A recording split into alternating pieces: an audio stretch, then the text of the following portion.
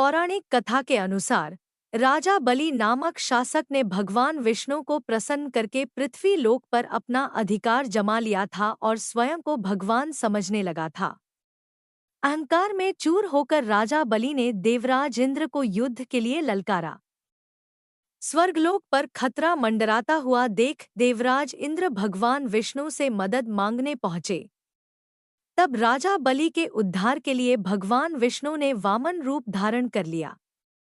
उसी समय राजा बलि अपने राज्य की सुख समृद्धि के लिए अश्वमेध यज्ञ करवा रहा था, जिसमें उसने विशाल ब्राह्मण भोजन का आयोजन किया और उसे दान दक्षिणा दी। तभी भगवान विष्णु वामन रूप में राजा बलि के पास पहुंचे। बलि को यह आभास हो गया था कि भगवान विष्णु ही उनके पास आए हैं। राजा बलि ने जब ब्राह्मण से दान मांगने के लिए कहा, तब भगवान वामन ने राजा बलि से 3 कदम जमीन दान के रूप में मांगी। यह सुनकर राजा बलि खुशी खुशी तैयार हो गया। तब भगवान विष्णु ने अपना विकराल रूप धारण किया। उनका पैर इतने विशाल हो गए कि उन्होंने पूरी पृथ्वी को एक पैर से नाप लिया और दूसरे पग से पूरे आकाश को। इसके बाद वामन भगवान ने पूछा कि वह अपना तीसरा पग कहाँ रखें। तब राजा बलि ने कहा कि मेरे पास देने के लिए और कुछ नहीं है, और अपना शीश झुकाकर कहा कि वह अपना तीसरा पग उसके शरीर पर रख दें। तब वामन भगवान ने ऐसा ही किया और ऐसे राजा बलि पाताल लोक में समा गया। पौराणिक कथा के अनुसार जब भगवान विष्णु ने अपना दूसरा पैर आकाश की ओर उठाया था, तब ब्रह्मा जी ने उनके पैर धोए थे और उस जल को कमंडल में भर लिया था। जल के तेज से ब्रह्मा जी के कमंडल में मां गंगा का जन्म हुआ था। कुछ समय बाद ब्रह्मा जी ने उन्हें पर्वतराज हिमालय को पुत्री के रूप में सौंप दिया था। एक कथा यह भी प्रचलित है कि जब भगवान वामन ने अपना एक पैर आकाश की ओर उठाया था, तब उनकी चोट से आकाश में छेद हो गया था। इसी से 3 धाराएं फूट पड़ी थी। एक धारा पृथ्वी पर गिरी, दूसरी स्वर्ग में और तीसरी पाताल लोक में चली गई।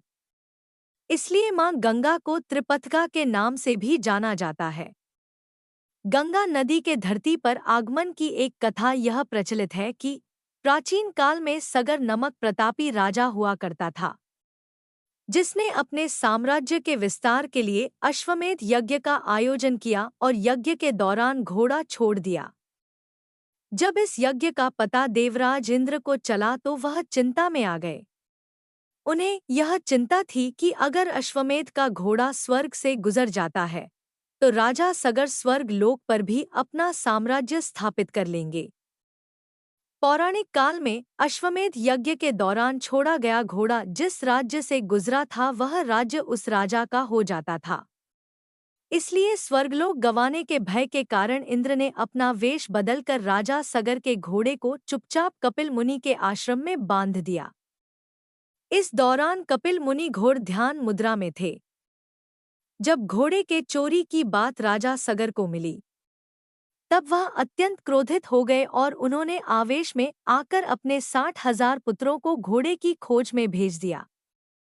जब उनके पुत्रों को यह ज्ञान हुआ कि कपिल मुनि के आश्रम में वह घोड़ा बंधा है, तब उन्होंने भ्रांतिवश कपिल मुनि को चोर मान लिया और उनसे युद्ध करने के लिए आश्रम में घुस गए।